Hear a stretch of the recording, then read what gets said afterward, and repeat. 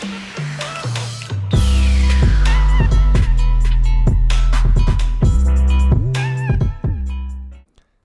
going on, Sagittarius? Welcome to your weekly forecast for the week of December 21st through the 27th of 2020. I appreciate you all being here. I know you know it's a big week. Jupiter and Saturn conjuncting. For you, it's in your third house. This is a big deal. This is closing out a 200-year cycle from Earth to air. And this is closing out a 20-year cycle from the last Taurus, Jupiter, Saturn. So it's a lot. It's a big deal. This is kind of like that horoscope that's a weekly horoscope, but kind of like the energy that you're going to feel for like the next 20 years throughout it. So definitely longer term cycle playing out here as well as just a weekly horoscope. So in that third house here, Jupiter and Saturn finally out of your second house, definitely had you find like self-worth, self-value. Well, now it's about expressing it. I think you have a lot to communicate. You have a message to get out. You might be finding a lot more information that needs to be figured out, or just getting your environment in order, maybe even dealing with siblings. But this is a big energy in that third house. And I would expect that, you really want to communicate the values that you've learned, especially with Taurus, being the last Jupiter Saturn that ended. Like, that was kind of 20 years of getting your reality in order, and now it's kind of time to take that and express it and express the values that you've come to discover within yourself. So it's a big deal, and I would say more than anything, like, get your message out, in a Sag way of like being like that great teacher. I think you have a lot to share with the collective, or even if you need to take more information in or continue to be somewhat of a student, if you will, with that Sag energy as well. Like, take in all the information you can, or maybe it's a time to put it out there for the people. Then you have the Sun and Mercury coming into your second house, into Capricorn. So also happy birthday to the late degree. Pretty much just 29th degree, and I missed last week, so a few degrees back. Happy birthday, Sages. I do appreciate you so much, and I hope you had a great birthday. With that Sun Mercury in the second house, this is definitely bringing up money.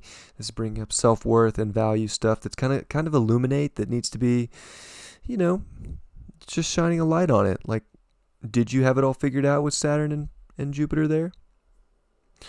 So this is kind of just a touch on that, and then it's going to square over to the Moon and Chiron in your fifth house. It comes down to like your values have to come from your heart. And I think that you have to emotionally connect to that space and that empowerment within you to have a good time and to really like express yourself creatively, and to make sure that you're doing things that really make you feel good, that you enjoy and bring you some sort of fun and excitement. With Chiron in the fifth, it can feel like you're not allowed to have a good time, like you might just have to keep it all in, but really like expressing it, putting your values out there, putting your self-worth and confidence and shining from that space is so important. And you can feel it with the Moon there, especially with that square. And then with Mars in the fifth too, that's great. Embrace the power, embrace the courage of being in your light, of being in your power, and don't let like a Chiron getting squared by the Sun this week stop you from expressing that shine. Even if you have to go in and do some of that work to really find your courage and to find the love and the passion within yourself, that's great. But then, act on it with Mars there, especially with Mars square Pluto. Like, the deepest values, are the ones that want to illuminate in your life, and it's going to make you feel so good in your world if you're able to express that and go after the things that bring you the happiness and the excitement, and you're able to communicate that to other people. That's great too. And then Venus is now in your first house, so it's definitely a time to feel good about who you are, to feel good about your empowerment, your freedom, the I am of life. Feel good about who you are and be able to say that, like, I am, whatever you want, and to feel good and powerful in that space.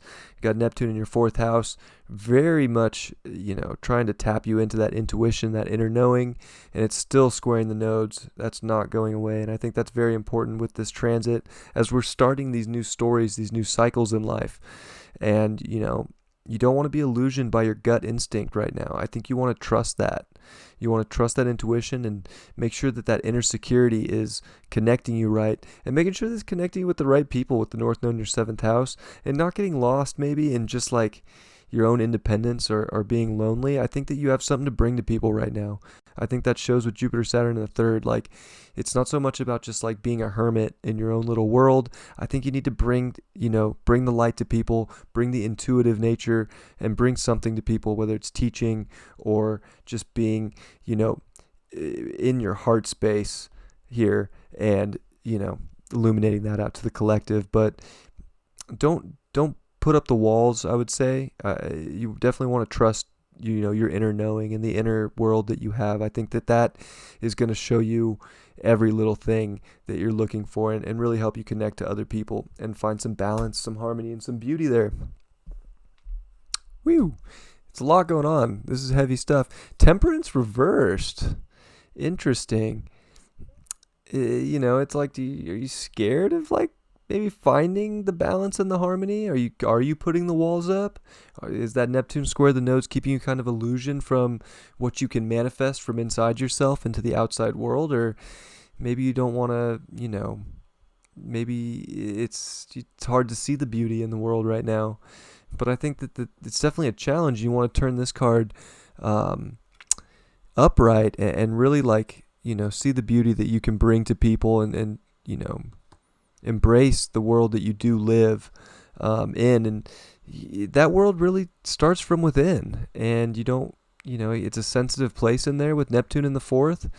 But the more you can kind of really embody who you are, not anybody else, but just who you are, and the projection of the world that you're living, the more you're going to see the beauty and the harmony. And you don't want to block that in any way. You definitely want to step into that. I love you very much, Sag. I hope you have a great week, and I will catch you next time. Peace.